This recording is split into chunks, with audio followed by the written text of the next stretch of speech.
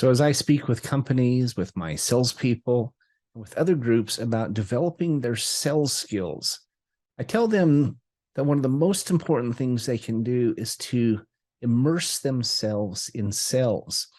There are some phenomenal sales trainers and experts, some old school, some newer, but they are extraordinary and they can teach you a significant amount in just a few pages. If you're not a reader, get an audiobook, find a podcast, look up YouTube. There are millions and millions of videos and free material out there, or just the cost of a book, maybe $10 or $15, to learn and sit at the feet of experts that are far better than me, that have for many, many years, decades even, absolutely transformed the salespeople that took the time to learn from them.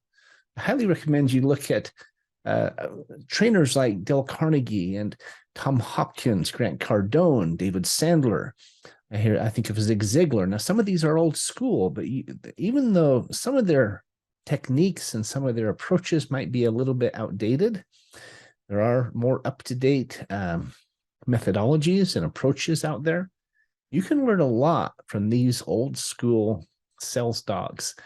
I mean, I remember as a young college student selling yellow page advertising in the Midwest, driving around listening to cassette tapes of David Sandler and of Tom Hopkins. Tom Hopkins is the one who taught me how to assume the sell, how to not ask a yes or no question, a question that I didn't know the answer to, or I might get an answer I didn't like. Instead of saying, would you like to do this? The best question is typically, how would you like to get started? What's the best timing for you? Which of these would you prefer? Would you like the red one or the green one? It's just a simple alternative of choice close.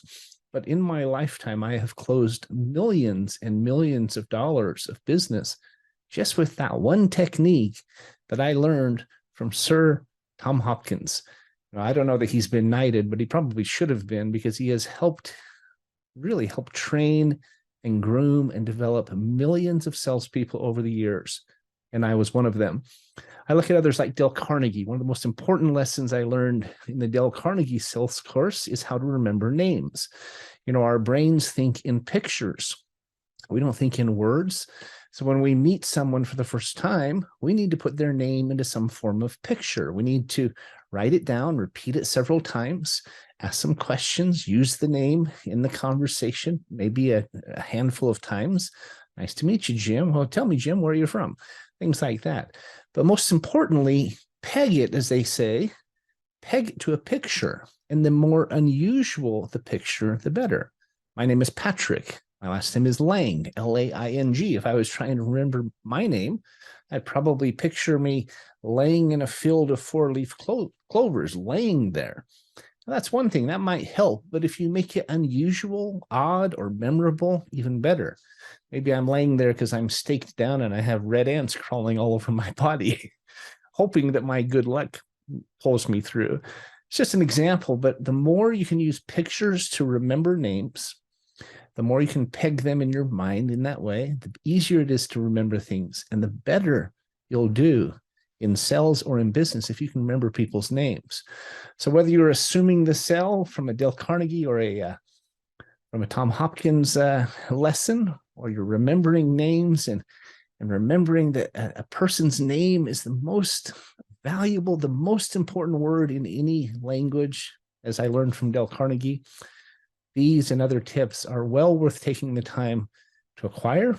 Pick up a book, listen to a podcast, go to YouTube. It can help you. We're all salespeople, regardless of what we're doing. I encourage you to develop your sales skills. It will always serve you well. I wish you the very best.